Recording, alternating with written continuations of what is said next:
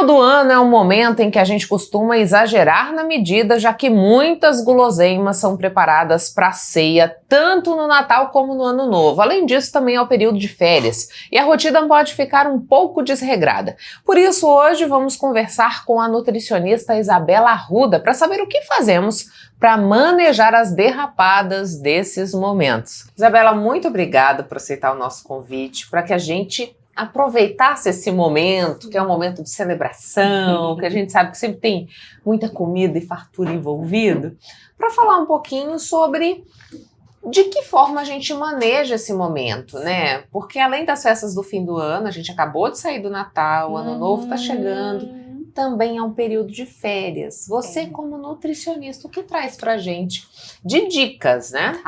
Primeiro, muito obrigada pelo convite, é um privilégio estar aqui. É um assunto que eu amo conversar, é pauta de consultório também, porque eu entendo que esse momento, além de aumentar as confraternizações das empresas, do trabalho, de igrejas também, a gente sabe que a família se reúne mais. E entre Natal e Ano Novo, eu acredito que a nossa mentalidade, ela tem que estar, assim, pensando em minimizar os danos. Eu acredito que é importante aproveitar esse momento de união, de estar com quem a gente ama, de celebração, de receber um ano novo. Eu acredito que é muito importante estar presente. Mas, ao mesmo tempo, a gente tem que ter uma mentalidade de que o ano está acabando, mas o mundo vai existir dia 1º de janeiro.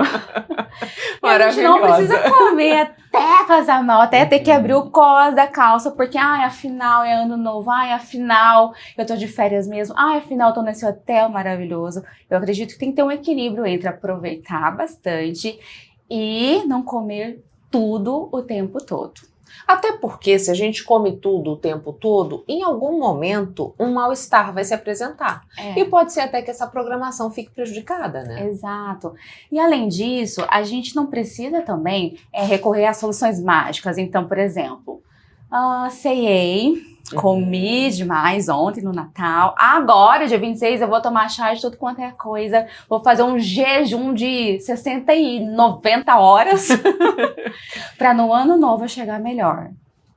Não precisa. A gente faz o quê? Volta a se alimentar bem, a se hidratar bem, a retomar a rotina de sono, para que nesses dias entre o Natal que passou e o Ano Novo que está chegando, o nosso corpo ele esteja pronto para celebrar um outro momento que também é importante. Quando a gente pensa em escolhas mais conscientes, Isa, porque assim, tem quem, durante todo o ano, teve hábitos que foram mais equilibrados. Sim. Que conseguiu inserir ali na sua rotina de alimentação todos os grupos alimentares, Sim. né? Que foi percebendo como isso também trouxe impactos para o seu dia a dia. Mas tem também quem não conseguiu se adequar, que ainda cai nessa dificuldade.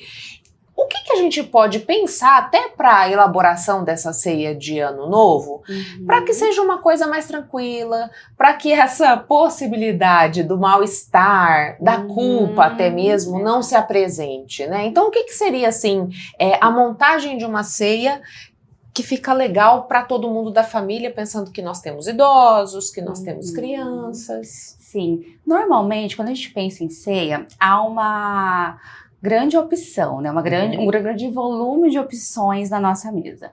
E normalmente a gente tem ali o carboidrato, que vai ser o arroz, o macarrão, o salpicão, que muitas pessoas também levam para o Ano Novo, e alguma proteína. Normalmente também capricham na salada nesses momentos, e isso é interessante, porque dentro do nosso prato é importante, como você falou, essa combinação dos grupos alimentares. Então eu adoro um arroz, não quero abrir mão. Mas além dele, a gente precisa incluir a proteína, que pode ser a carne que estiver ali, carne de porco, carne de boi, o frango assado. Qualquer uma dessas opções é válida da gente colocar no nosso prato e completar com a saladona.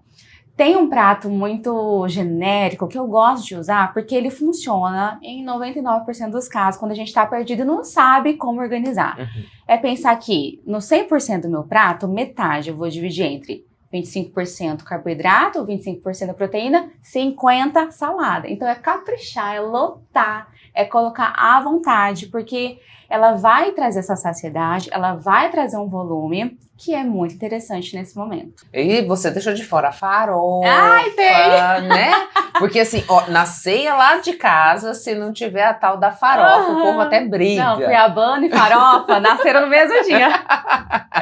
E a sobremesa, Isa? É. Porque acho que esse também é um outro desafio, né? Sim. Porque um traz um prato de uma Traz. coisa, outro traz do outro. É a hora que você olha, aquela mesa tem 39 doces e você Tem. quer um belisco de cada um.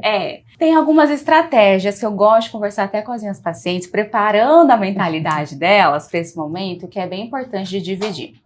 A gente tem 2 caminhos que podemos seguir, que são caminhos seguros. O primeiro, olhar todas as opções. Vai ter pavê, vai ter pudim, vai ter sagu, vai ter doce de caju, enfim. Olha todas as opções.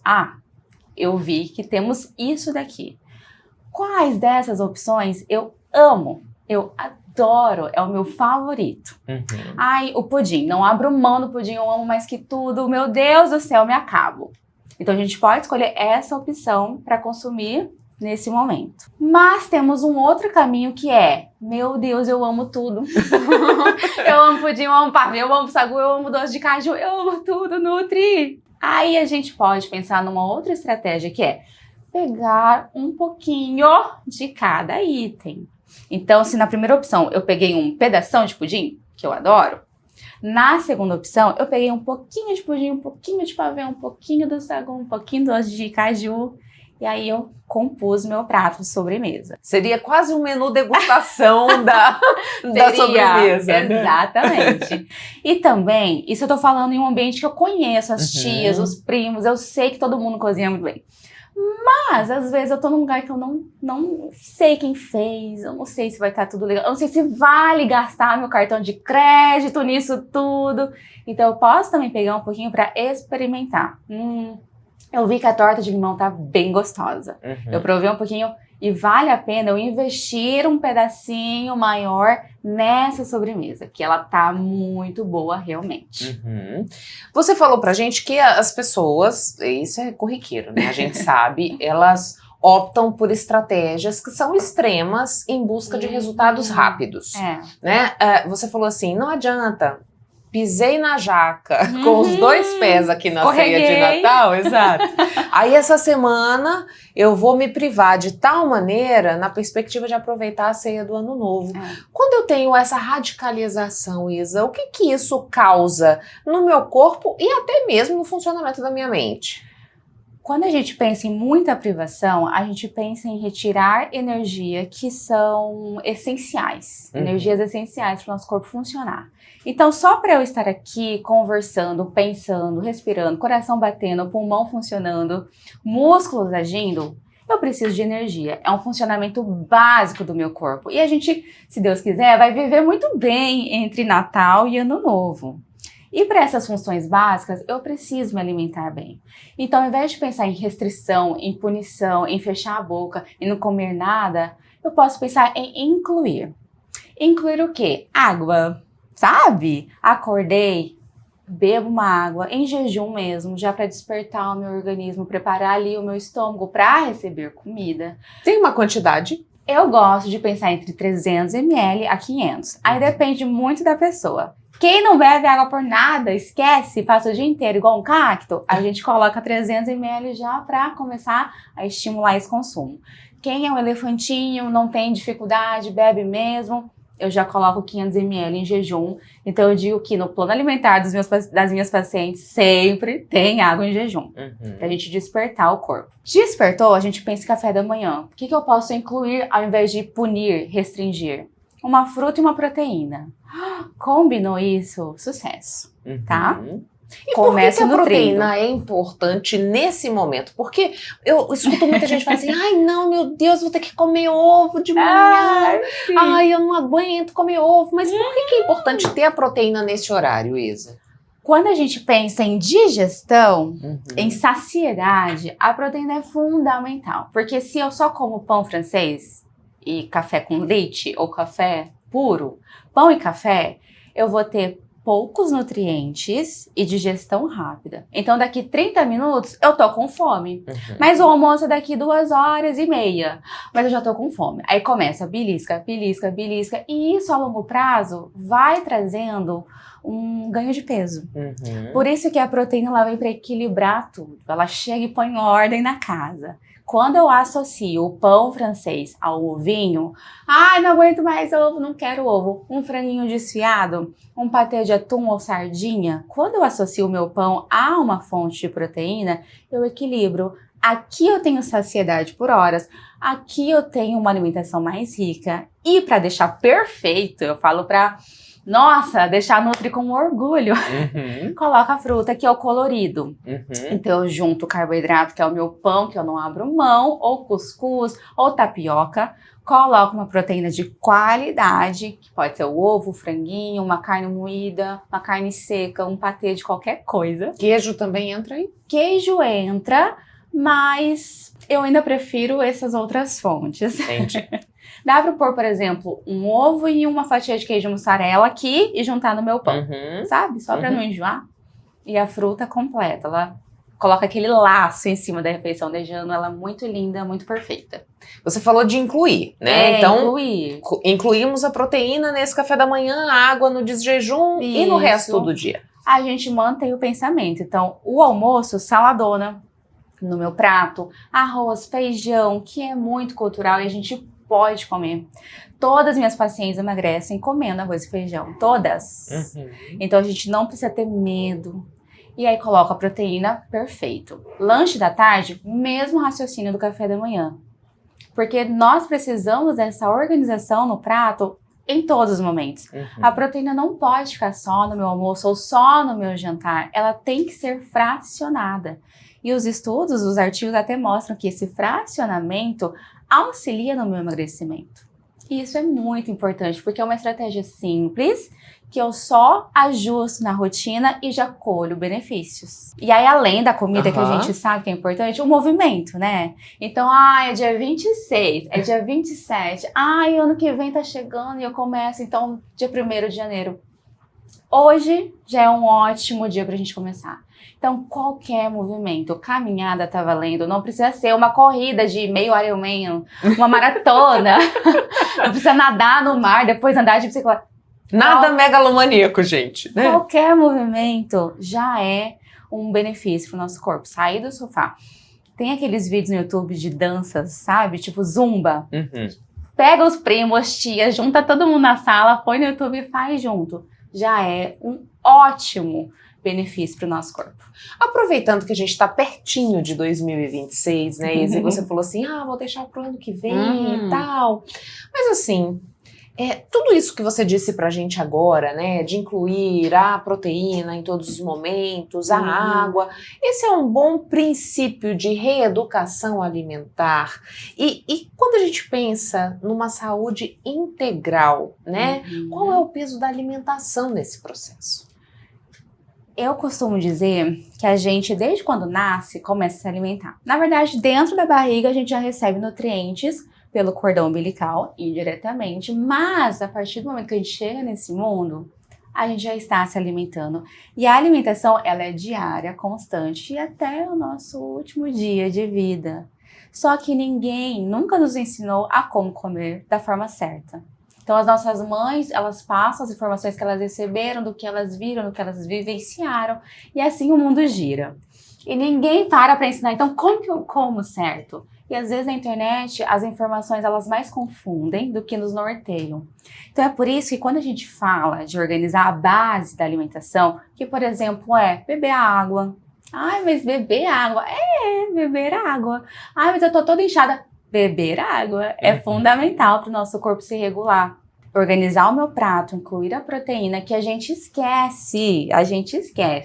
Sempre vai ter ali o pãozinho, o pão francês, o pão de queijo, o bolo de milho, de mandioca, mas a gente esquece da proteína. E ela, é tão simples, mas é essencial para esse equilíbrio, para essa digestão, para essa saciedade, para que a gente não fique beliscando. Então, quando eu penso em básico da alimentação, o básico que funciona, eu começo por aí. pensando em como está a minha rotina alimentar e exercício físico e estruturando. Além disso, a gente tem sono.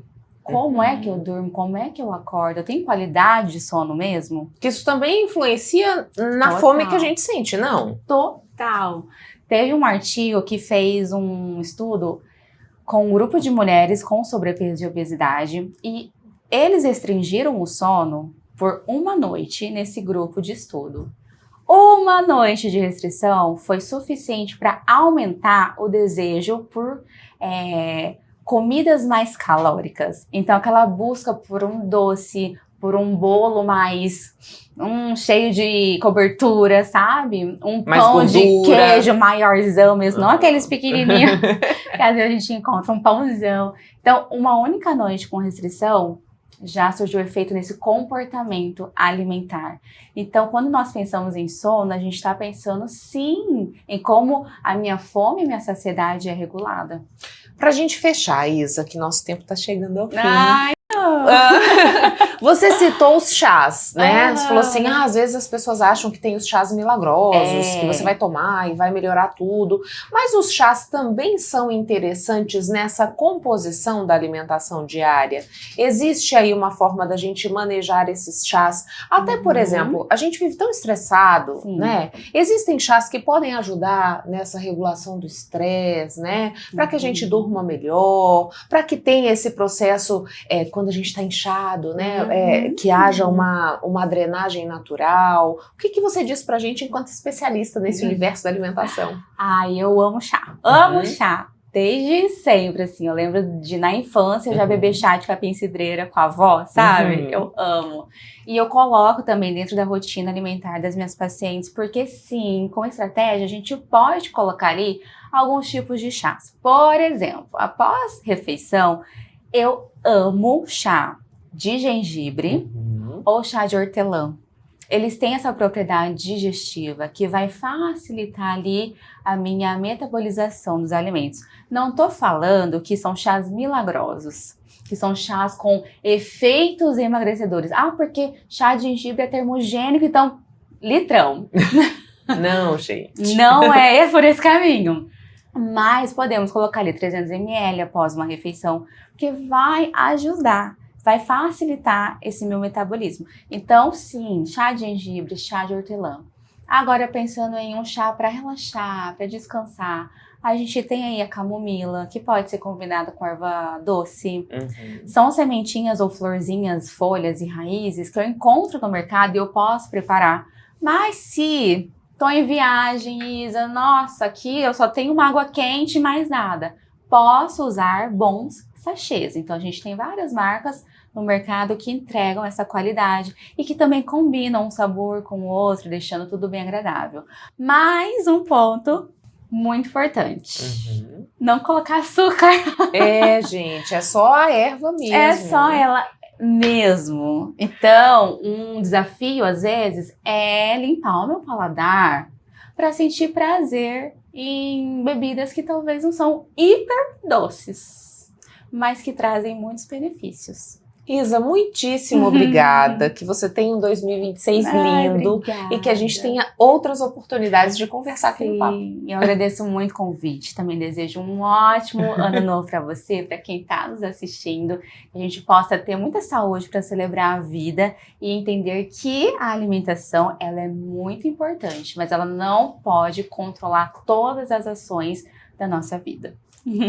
Pessoal, um recado importante: a segurança em Mato Grosso melhorou muito e os resultados estão aí para todo mundo ver. Os homicídios caíram 24% e 78% foram solucionados. Os roubos diminuíram 83%. Foram realizadas mais de 400 operações dentro dos presídios. E não para por aí. Mais de 15 mil câmeras reforçam a segurança em todo o estado através do programa Vigia Mais MT. 100% das invasões de terras foram impedidas e a apreensão de drogas aumentou mais de 370%.